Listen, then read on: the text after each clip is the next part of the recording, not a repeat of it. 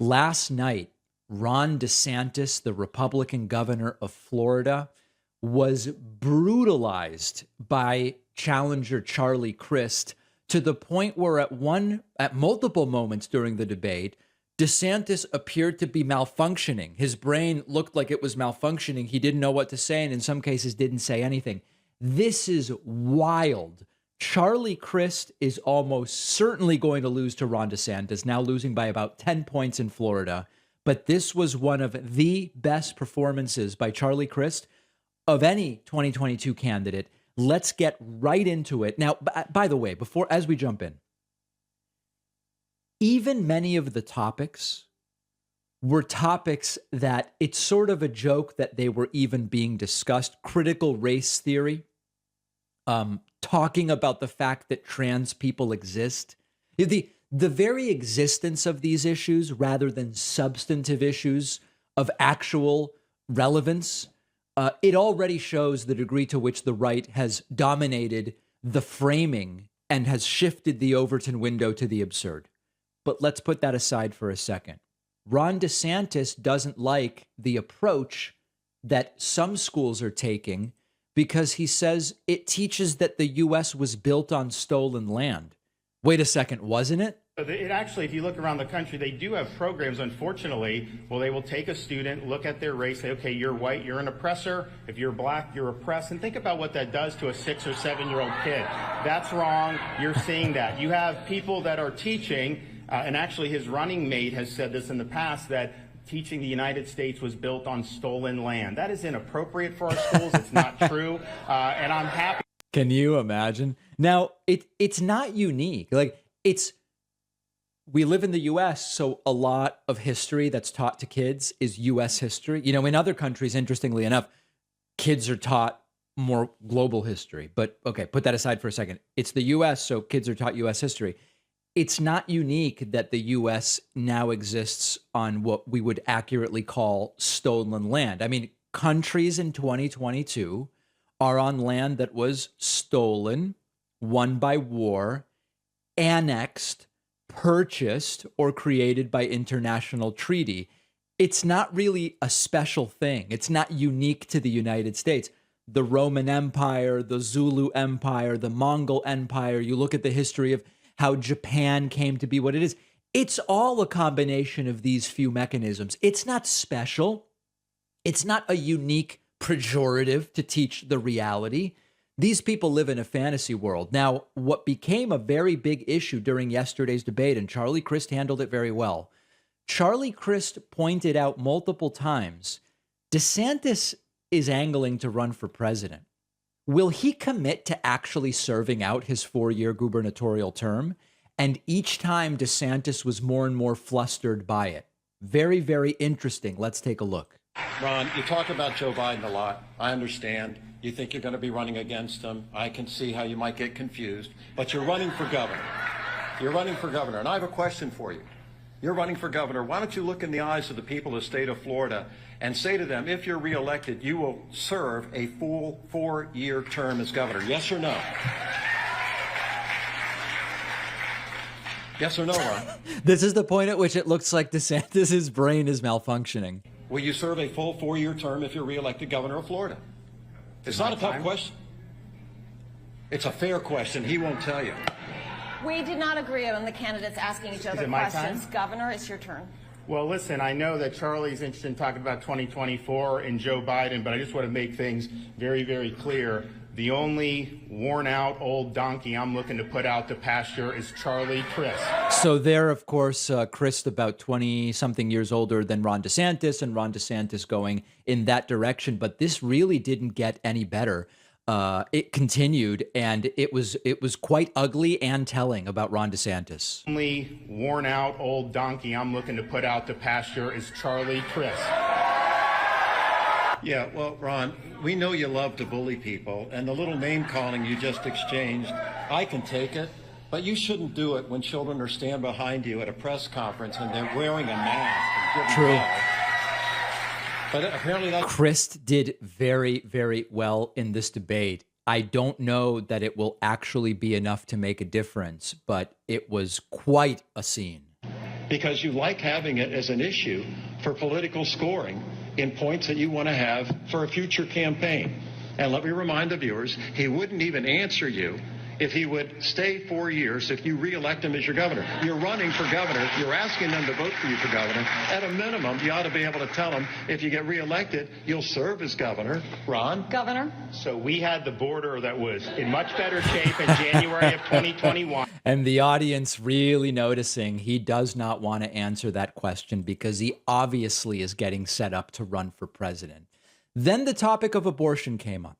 Ron DeSantis said he's proud of the 15-week abortion ban that Florida passed, and he wrongly claims that at 15 weeks, babies are fully formed. I'm proud of the 15 weeks that we did. I know Charlie Crist opposes that, even though the baby is fully formed, has a heartbeat, can feel pain, and can suck their thumb. He also supports sex-selective abortions, which That was someone screaming liar. is used to discriminate against little girls. He supports dismemberment abortions, where they literally will tear the baby limb from limb, and he supports taxpayer funding of That's time, abortion Governor. all the way up until the moment of birth, and that is wrong. Yeah. Now understand that there is debate over what fully formed means. Certainly there is no viability at 15 weeks, but the truth is that it's actually irrelevant to the debate. And what I mean by that is the following. Do you think for a second, if it was proven, to the extent that it could be proven, that a fetus is not fully formed by any definition at 15 weeks, do you think people like DeSantis would all of a sudden go, oh, you know what? Now that we've determined the fetus isn't fully formed at 15 weeks, I'm okay with abortion? No, of course not. That's the trick, that it doesn't actually matter to them. They are just coming up with whatever they can say to justify increasingly draconian abortion restrictions. The crowd wasn't loving it. At another moment, the topic of business came up. Charlie Crist doing an excellent job of flipping around who is pro-business on DeSantis, who claims to be a very pro-business Republican. Crist was very well prepared. I'm pro-business. I want to make sure we keep our businesses open. I'm not the governor who attacked Walt Disney World because they deigned to express their point of view. I'm not the governor who attacked the cruise industry because they just wanted to make sure that their customers weren't sick before they got on the boat. That's you. You're the most anti-business governor I've ever seen. That's time. DeSantis was increasingly annoyed. And interestingly, he had this attitude sort of similar, actually, to Marco Rubio in his debate last week, that even having to be there is sort of beneath him. He seemed resentful that he even had to debate. The topic of the Martha's Vineyard flights came up. Remember this stunt wherein Ron DeSantis paid to fly migrants from Texas to Martha's Vineyard. And again, Crist was very well prepared. State. Congressman? I thought what the governor did was a horrible political stunt. We have an immigration problem. We have a problem at the border. We need to secure the border. I agree with all of that. But it doesn't mean that you use Florida taxpayers' dollars to charter 2 jets, go to Texas, lie to people to get them onto planes, fly them up to the northern part of our country, and one of them's a 1-year-old baby, another is a pregnant woman. You're willing to use people like that, in this case they were Hispanics, Venezuelan in particular, and have them as props for your political gain? That's not the way to change policy. You can change policy and do what's right to secure the border by having comprehensive immigration reform. That's what I voted for in Congress. When you were in Congress, you wouldn't do it because you want to keep this issue alive. You want to have it as a wedge issue.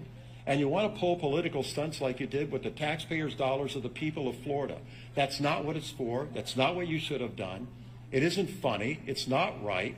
And you were inhumane in how you treated these people. And DeSantis really didn't have any substantive rebuttal. It was just sort of like, well, we have a real problem and the Crist-Biden border crisis and blah, blah, blah, blah, blah. Last thing here, when Ron DeSantis tried to close out the debate claiming he led the pandemic response based on facts, someone very succinctly in the audience just yells out liar, which is, of course, an accurate criticism. When a once-in-a-century pandemic hit, I led based on facts, not based on... Right. So a disastrous debate for Ron DeSantis, but I hate to tell you, it probably will not make a difference. If you live in Florida, you should vote. There's no doubt about it. it is right now a 10-point deficit, a 10-point deficit for Charlie Crist. Charlie Crist would be a fine governor for Florida. Ron DeSantis is a disaster. He is using this to set up his presidential run if it's convenient, if it ends up going that way, without a doubt. Really good debate for Charlie Crist. DeSantis fumbling and looking malfunctiony, almost Trump-like glitches. But DeSantis, sadly, will probably win. But maybe not. Let's all vote. Remember that we have a YouTube channel approaching 2 million subscribers. I found out an incredible piece of data last week. My colleague John told me this. Even though we had 4.5 million different people watch videos on our YouTube channel last month, only about 1.5 million are subscribed. There are 3 million viewers on YouTube who watch our clips but aren't subscribed.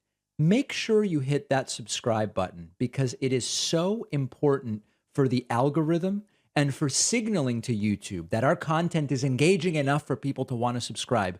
There are 3 million of you out there, and I am speaking to you today. Make sure to join the ranks of our YouTube subscribers. It's free. We will take a quick break and be back right after this.